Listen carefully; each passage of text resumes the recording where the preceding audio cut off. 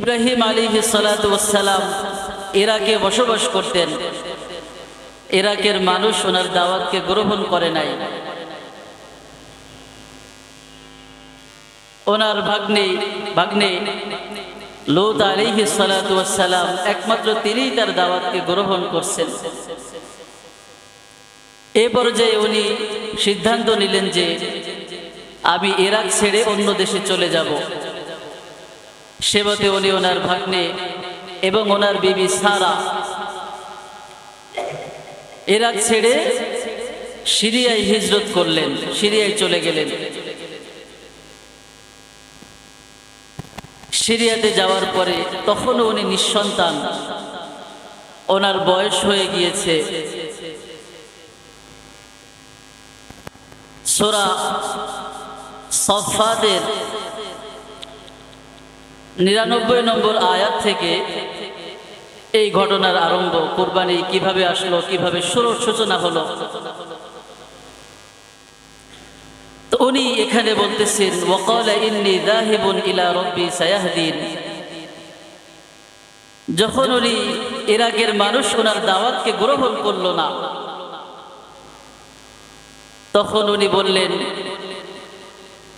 আমি তো এখন আমার রবের দিকে চলে যাব, তিনি আমাকে পথ নির্দেশনা করবেন। সে মতে উনি ইরাক ছেড়ে সিরিয়ায় চলে আসলেন।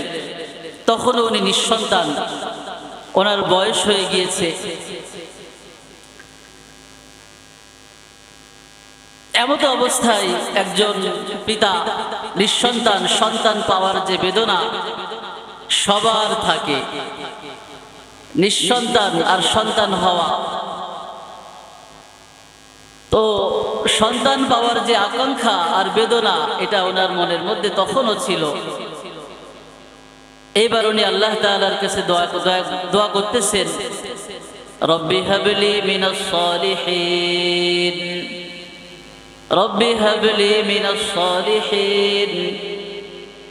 হে আমার রব, তুমি আমাকে একজন নেক সন্তান দান করো, নেক সন্তান দান করো। সন্তান চাওয়া, কিন্তু কোন সন্তান চাওয়া? নেক সন্তান চাওয়া। সন্তানের প্রয়োজন আমাদের সবার আছে। কোন সন্তান? নেক সন্তান, সুসন্তান। বদ সন্তান আমাদের প্রয়োজন নাই। জাকারিয়া আলাইহিস সালাতু ওয়াস সালাম সূরা মারইয়ামের মধ্যে এই ঘটনা। বুড়া বয়সে আল্লাহ তাআলার কাছে দোয়া, সন্তান নেই ওনারও। উনিও নেক সন্তানের দোয়া করছেন, যার ফলশ্রুতিতে আল্লাহ তাআলা ওনাকে ইয়াহইয়া আলাইহিস সালাতু ওয়াস সালামের মধ্যে একজন নেক সন্তান দান করছেন।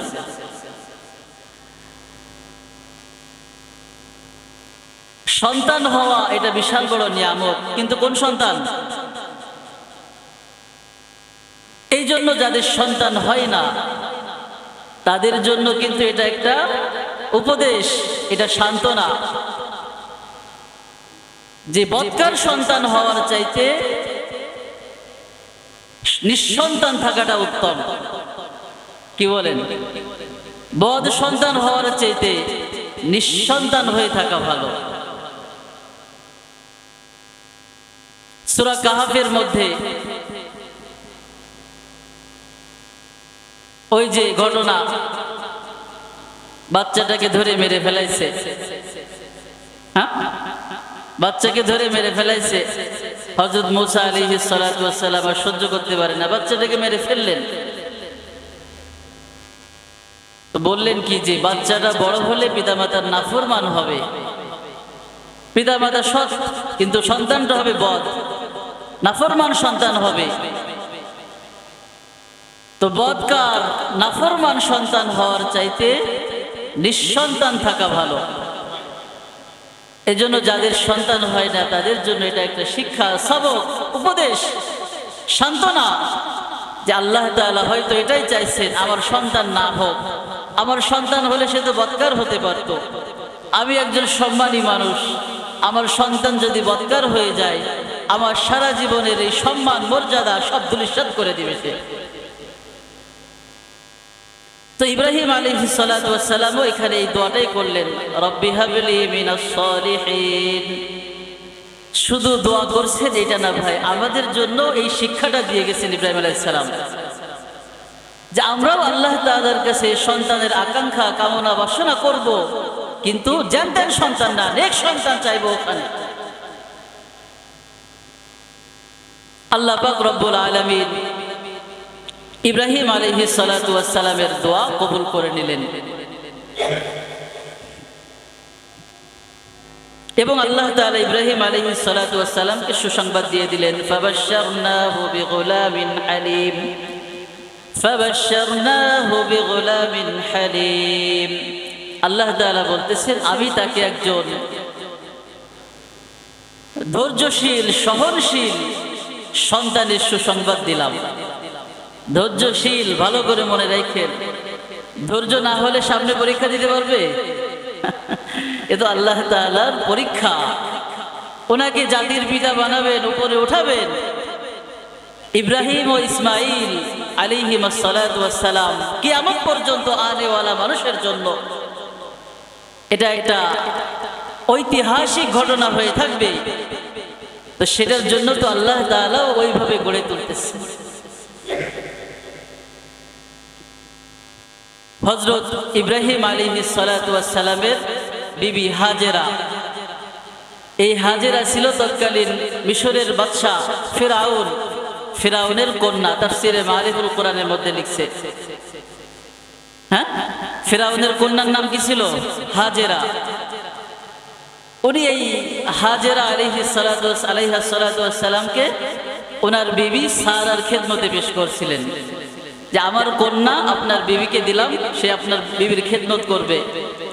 হযরত সারা উনি বন্দা ছিলেন, নিঃসন্তান ছিলেন। তো উনি কি করলেন? উনি এই হাজেরাকে ইব্রাহিম আলাইহিস সালাতু ওয়াস সালামের কাছে দিয়ে দিলেন, এটা আমি একে আপনাকে দিয়ে দিলাম। ইব্রাহিম আলাইহিস সালাতু ওয়াস সালাম তাকে বিয়ে করে নিজের স্ত্রী বানিয়ে নিলেন। এই হাজেরা আলাইহিস সালাতু ওয়াস সালামের গর্ভ থেকে কে? ইসমাইল আলাইহিস সালাতু ওয়াস সালাম। কত বড় পরীক্ষা! সন্তান একটু বড় হয়েছে, তো আল্লাহ তাআলার পক্ষ থেকে হুকুম হয়েছে, যাও একে তুমি তোমার স্ত্রী সন্তানকে যাও নিয়ে চলে যাও। কোথায় যাবে, কোন জায়গায় যাবে, কিভাবে যাবে, কেউ কিচ্ছু জানে না। আল্লাহ তাআলার হুকুম, ইব্রাহিম আলাইহিস সালাতু ওয়াস সালাম রওনা হয়েছে, চলতেই আছেন। হাজেরা আলাইহিস সালাতু ওয়াস সালাম বলে এখানে, বলে এখানে না। যেখানে একটু যায় আর বলে এখানে, এখানে না। যাইতে যাইতে মক্কার মরুভূমি, মক্কা তখন অনাবাদী, শুধু মরুভূমি, ধুধু প্রান্তর, কিছুই নাই সেখানে। ইব্রাহিম আলাইহিস সালাতু ওয়াস সালাম আসার পরে বলে এই জায়গায়, এটাই তোমাদের বসবাসের জায়গা, এখানেই থাকতে হবে। এই কথা বলে রওনা হয়ে গেছে। খাবে কি, পড়বে কি, কিভাবে কি করবে, কোনো কিছুর বন্দোবস্ত নাই এখানে। বিবি ডেকে বলে, এটাই কি নির্দেশ? শুধু এতটুকু বলছে যে হ্যাঁ, আল্লাহ তাআলার পক্ষ থেকে এটাই নির্দেশ। হাজেরা আলাইহিস সালাতু ওয়াস সালাম বাস আলহামদুলিল্লাহ, এই মক্কায় অবস্থান শুরু। এর মাঝখানে অনেক ঘটনা, যে ঘটনাগুলো হজের মধ্যে ঐতিহাসিক ঘটনা হয়ে আছে।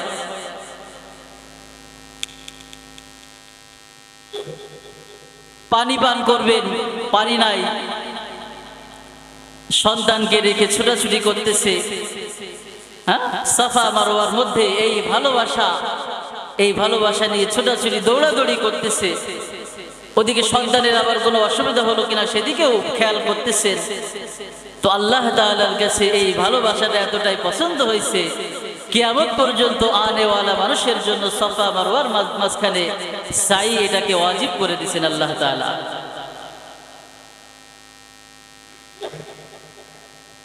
পানি ছুটাছুটি করতেছে, পানি নাই, পানি খাবে। ইব্রাহিম আলাইহিস সালাতু ওয়াস সালাম নিজের খুর দ্বারা এক জায়গায় আঘাত করতেছেন। আল্লাহ তাআলা জিবরিল আমিনকে পাঠিয়ে দিয়েছেন, যাও আমার প্রিয় নবী ইসমাইলের পায়ের নিচে একটা ঝর্ণা কূপ নির্গত করে বের করে দাও ওখানে।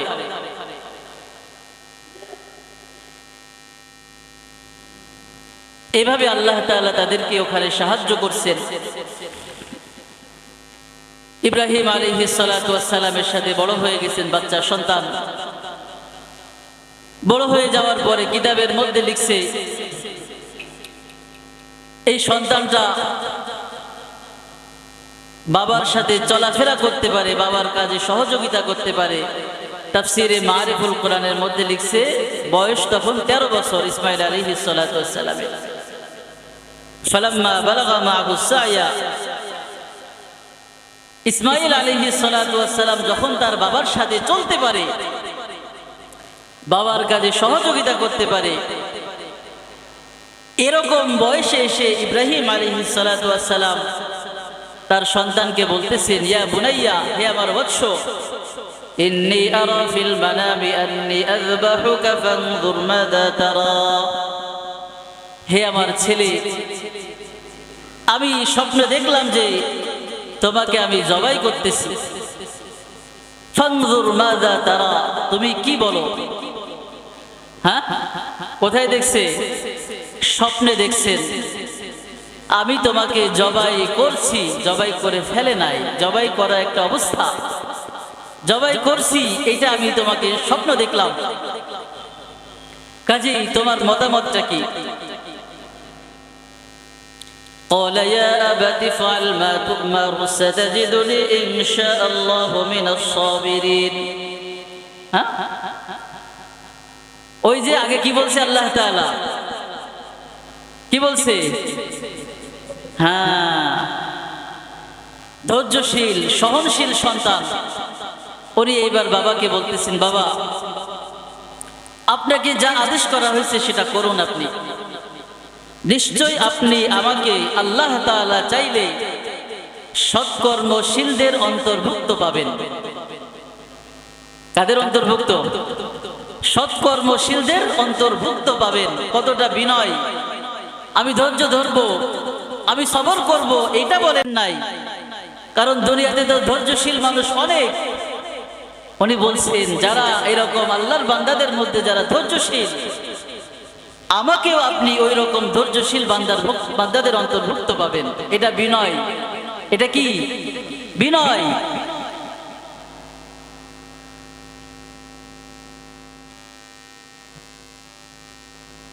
হযরত ইব্রাহিম আলাইহিস সালাতু ওয়াস সালাম সন্তানের সাথে আলাপ আলোচনা করার পরে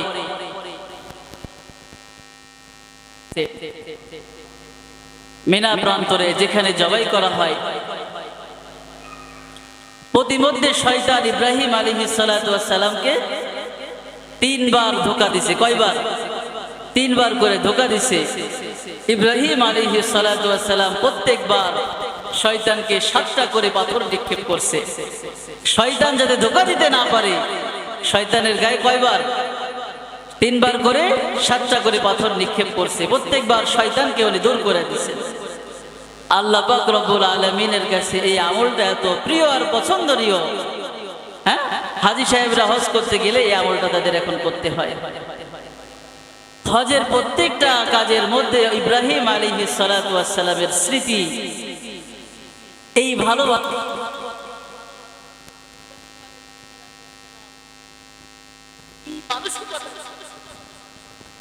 একটা অবস্থা নিয়ে শয়তানের গায়ে পাথর নিক্ষেপ করছিলেন। দিলের যদি এই অবস্থা না হয়, তাহলে আমার পাথর নিক্ষেপ করাই হলো। এই পাথর নিক্ষেপ করার কোনো বাস্তবতা নাই। কি বলেন? হ্যাঁ, যদি ওই রকম ভাব না থাকে, ইব্রাহিমী চেতনা না থাকে, তাহলে আমার এই পাথর নিক্ষেপ করার মানেটা কি? হ্যাঁ, শুধু পাথর নিক্ষেপ করে আসলাম, 21টা পাথর নিক্ষেপ করে আসলাম, কিন্তু আমার দিলের মধ্যে ইব্রাহিমী চেতনা নাই। দিল থেকে শয়তানের ওয়াসওয়াসা, শয়তানের ধোঁকা, শয়তানের হুকুমকে না মানা, এই চেতনাটা আমার মধ্যে নাই, আপনার মধ্যে নাই, তাহলে এই পাথর নিক্ষেপ করার কোনো মানে হয় না। ইব্রাহিম আলাইহিস সালাতু ওয়াস সালাম চলে গেছে ইসমাঈল আলাইহিস সালাম,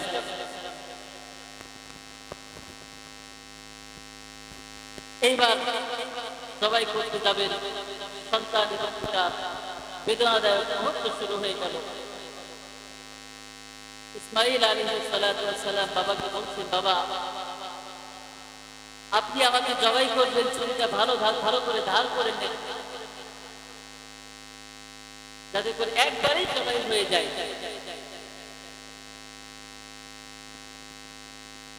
আমাকে একটু কাত করে শোয়াবেন, যাতে করে আমার চেহারাটা ওইভাবে আপনার নজরে না আসে। আমার জামাটাও খুলে দিবেন, রক্ত মাখা জামা দেখলে আমার মা খুব কষ্ট পাবে।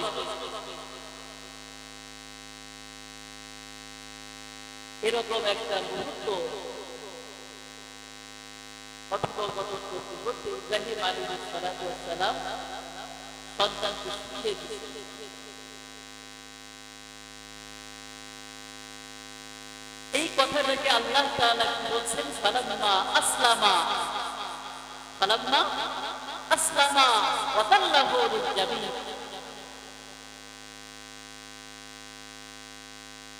যে ইব্রাহিম এবং ইসমাঈল উভয়ে পুরাপুরি আল্লাহ তাআলার কাছে আত্মসমর্পণ করে ফেলল। কি বলছে? বাবা সন্তান দুজন পুরাপুরি আল্লাহ তাআলার কাছে আত্মসমর্পণ করে দিয়েছে।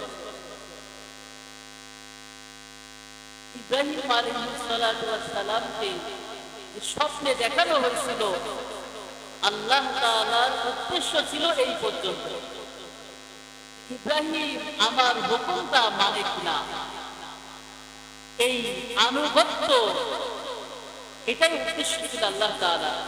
ইসমাঈল আলাইহিস সালাতু ওয়াস সালাম জবাই হয়ে যাওয়া কোনো উদ্দেশ্য না। কুরবানি বড় শিক্ষা হলো এটা, আমি আপনি কুরবানি করতেছি, আমি আপনি আল্লাহ তাআলার সামনে আমার আত্মাকে এইভাবে বিসর্জন দিতে পারতেছি কিনা, আমি পুরোপুরি আল্লাহ তাআলার হুকুমের সামনে অনুগত হয়ে কুরবানিটা করতে পারছি কিনা, এটাই কিন্তু কুরবানির মূল শিক্ষা। না হলে তো ইসমাঈল আলাইহিস সালাম জবাই হয়ে যেত, জবাই তো হয় নাই। তাহলে মূল শিক্ষা কি? আনুগত্য, আল্লাহ তাআলার হুকুমের সামনে নিজেকে কুরবানি করে দেওয়া, এটাই হলো কুরবানির মূল শিক্ষা। আমার আপনার ভিতরে অনুগত হওয়ার সিফাত আছে কিনা, আমি আমার রবের সামনে ঝুঁকি কিনা, আমি আমার রবের গোলামির জন্য এরকম তৈরি কিনা, নাকি আমাকে হুকুম করা হয় আর প্রশ্ন করি এটা কেন করবো, ওইটা কেন করবো। দেখেন না কোরবানি যে নাস্তিকদের কত যুক্তি, আরে এতগুলো কোরবানি করা হয়, লক্ষ লক্ষ কোরবানি করা হচ্ছে, এগুলো যদি আমাদের বছরে জবাই করা হতো তাহলে তো গোস্ত সংকট পড়তো না। এটা হলো আনুগত্য না, এটা হলো নাফরমানি। আজ পর্যন্ত কোরবানির প্রতি যে সংকট দেখা যাচ্ছে আপনারা শুনেছেন, বরঞ্চ বেশি হয়ে যায়। এবার তো পাশের দেশ থেকেও আসতেছে না, পাশের দেশ থেকেও কি আসছে না, নিবে না ওদের থেকে, আমরা নিব না, তবুও বেশি আছে আমাদের এত একটা বানের মধ্যে পড়ে গেছে, এত জীবার মধ্যে পড়ে গেছে, দাদা বাবুরা ভাবছিল মনে হয় উঠে দাঁড়াবে, ডক্টর জম হয়ে যাবে ওদের জন্য, এটা বুঝতে পারে না, এটা যে জম হয়ে যাবে মোদিজি বুঝতে পারে না বিষয়টা, বাস এতখানি খাওয়া লাগবে আমার, বুঝতে পারে নাই। এখন সব অচল হয়ে গেছে। কলকাতার ব্যবসায়ীরা মাথায় হাত মাথার মধ্যে হাত মারে, হাই হাই কি হলো, তো ইব্রাহিম আলাইহিস সালাতু ওয়াস সালাম এভাবে ওনার সন্তানকে শুইয়ে দিলেন, ওয়াতাল্লাহু লিল-জাবিন, ঠিক করে কাত করে শুইয়ে দিলেন। এই শোয়ায়ে আল্লাহ তাআলার হুকুমে উনি ছুরি চালাতে যাবেন। এই অবস্থায় আল্লাহ তাআলা ওয়ানাদাইনাহু আইয়া ইব্রাহিম, আল্লাহ তাআলা ইব্রাহিম আলাইহিস সালাতু ওয়াস সালামকে লক্ষ্য করে বললেন, আমি তাকে ডাকছিলাম, হে ইব্রাহিম, কদ সাদ্দাকতা রুয়া, তুমি তোমার স্বপ্নকে বাস্তবায়ন করেছো। ইন্না কাযালিকা নাজজিল মুহসিনিন, আর আমি এভাবে মুহসিনিন নেককারদেরকে প্রতিদান আর বদলা দিয়ে থাকি। ইন্না হাযা লাহুয়াল বালাউল মুবিন, নিশ্চয় এটা ছিল একটা স্পষ্ট পরীক্ষা। ওয়াফাদাইনাহু বিযিবহিন আযীম, আর আমি তার পরিবর্তে একটি মহান জন্তু তার বদলে জবাই করার জন্য দিলাম। আল্লাহ তাআলা জিবরিল আমিনের হুকুমে একটা দুম্বা পাঠালেন জান্নাত থেকে। ইসমাঈল আলাইহিস সালাতু ওয়াস সালামের পরিবর্তে ইব্রাহিম আলাইহিস সালাতু ওয়াস সালাম এই দুম্বাটা জবাই করলেন। ভাই, বহু শিক্ষা আছে এখানে। এই কুরবানি আমরা করব কিভাবে বলেন? নিজের নফস যত চাহিদা আছে সবটাকে কুরবানি করে এই কুরবানি করতে হবে। আল্লাহ তাআলার হুকুমের সামনে নিজের নফসের যত চাহিদা আছে সবটা বিসর্জন দিতে হবে, তাহলেই আমার কুরবানি সত্যিকারের কুরবানি হবে। নইলে কিন্তু আমার কুরবানি সত্যিকার অর্থে সহি হবে না। আল্লাহ পাক রব্বুল আলামিন আমাদের সবাইকে ইখলাসের সাথে কুরবানির এই পশু জবাই করার তৌফিক দান করেন। কুরবানি কাদের উপর ওয়াজিব? প্রাপ্তবয়স্ক সুস্থ মস্তিষ্ক সম্পন্ন মুসলিম নরনারী, যাদের কাছে নেশাব পরিমাণ সম্পদ আছে, ব্যবসায়িক সম্পত্তি, টাকা পয়সা, নগদ, স্বর্ণ, রূপা ব্যবহার করুক আর ঘরের মধ্যে পড়ে থাকুক, প্রয়োজনের অতিরিক্ত জমি জায়গা আপনার প্রয়োজনে লাগে না, প্রয়োজনের অতিরিক্ত ঘর বাড়ি বা ঘরের মধ্যে পড়ে থাকা অতিরিক্ত আসবাব, ঘরের মধ্যে থাকে না, আপনার কাপড় রয়েছে 50 সেট, কাপড় টাকা লাগে, হাড়ি বাটির ধরা, সব কিন্তু কিসের মধ্যে? কুরবানির মধ্যে হিসাব হয়। কুরবানির মধ্যে নিসাব তো আগে বলা আছে, যাকাতের যে নিসাব স্বর্ণ 7.5 ভরি, রূপা 52.5 ভরি বা এর সমপরিমাণ নগদ অর্থ। এই পরিমাণ টাকা 80-85 হাজার টাকার মতো আসতে পারে। এই পরিমাণ টাকা যদি কারো কাছে কুরবানির দিন 10 জিলহজ ফজরের সময় থেকে 12 জিলহজ সূর্য ডোবার আগ পর্যন্ত কারো কাছে যদি হিসাব পরিমাণ টাকা থাকে, তাহলে তাকে কি করতে হবে? কুরবানি করতে হবে। এই কুরবানি করা ওয়াজিব।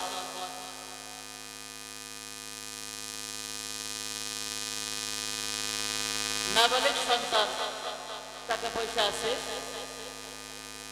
তার পক্ষ থেকে কুরবানি করা জরুরি না। তবে যদি নফল কুরবানি কেউ করতে চায়, বাবা নিজের সম্পদ থেকে কর্তৃপক্ষে আদায় হয়ে যায়।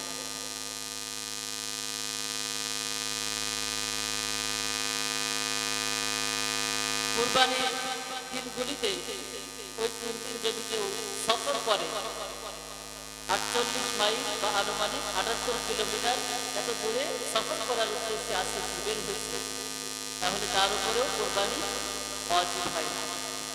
তার উপরেও কুরবানি কি হয় না?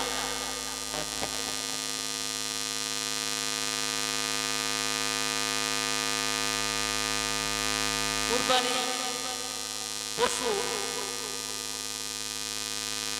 এটা সুস্থ সবল হতে হবে। গরু, মহিষ, উট, ভেড়া, গরু, ছাগল, নরমাদি, এই কয় রকম পশুর মধ্যে পশুকে কুরবানি করা যায়। এর বাইরে যেরকম আছে হরিণ, বন্য গরু, এগুলো কুরবানি করা চলে না। গৃহপালিত যে হালাল পশু আছে ওই পশুগুলোই কোরবানি করতে হবে। উট কমপক্ষে 5 বছর বয়স হতে হবে, গরু এবং মহিষ 2 বছর করে, আর ছাগল ভেড়া দুম্বা 1 বছর। কয় বছর? ভেড়ার জন্য দুম্বা যদি 1 বছর না হয়, কিন্তু হৃষ্টপুষ্ট মোটা দানা এমন হয় দেখতে 1 বছরের মতো লাগে, তাহলে সেটা করা যাবে। এই বয়স এটা বুঝবেন কিভাবে? আল্লাহ তাআলা ওই পশুর মধ্যে এটা আলামত লিখে রাখছেন। দিয়ে রাখছেন যে দাঁত 2 বছরে 2 দাঁত হবে সাধারণত। ওই দাঁত দেখি আমাদের কিনতে হবে আসলে পশুটার বয়স ঠিক আছে কিনা। বয়স ঠিক না হলে কিন্তু কোরবানি আদায় হবে না, কোরবানি আদায় হবে না। পশু কিনতে গেছেন, কোনো ব্যাপারী যদি আপনাকে বলে যে আমার পশুর বয়স 2 বছর হয়ে গেছে, তার কথা আপনার বিশ্বাস হয় যে হ্যাঁ এটা হতে পারে, তাহলে সেটা মানা যেতে পারে। বাকি সেক্ষেত্রেও আমরা একটু দাঁত ওগুলো রেখে নিই। পশুগুলো হতে হবে সবল, সবল, সুস্থ, মোটা দানা। দুর্বল, আপনি এমন দুর্বল পশু কিনে যাচ্ছেন জায়গা পর্যন্ত যাইতে পারে না, জবাই করার জন্য তো দীর্ঘদিন চলতে হবে, ও পড়ে যায়, এরকম পশু দিয়ে কোরবানি করা সহি হবে না। শিং পুরাটাই ভাঙা, লেজ কাটা, দাঁত মোটেই নেই বা এত পরিমাণ দাঁত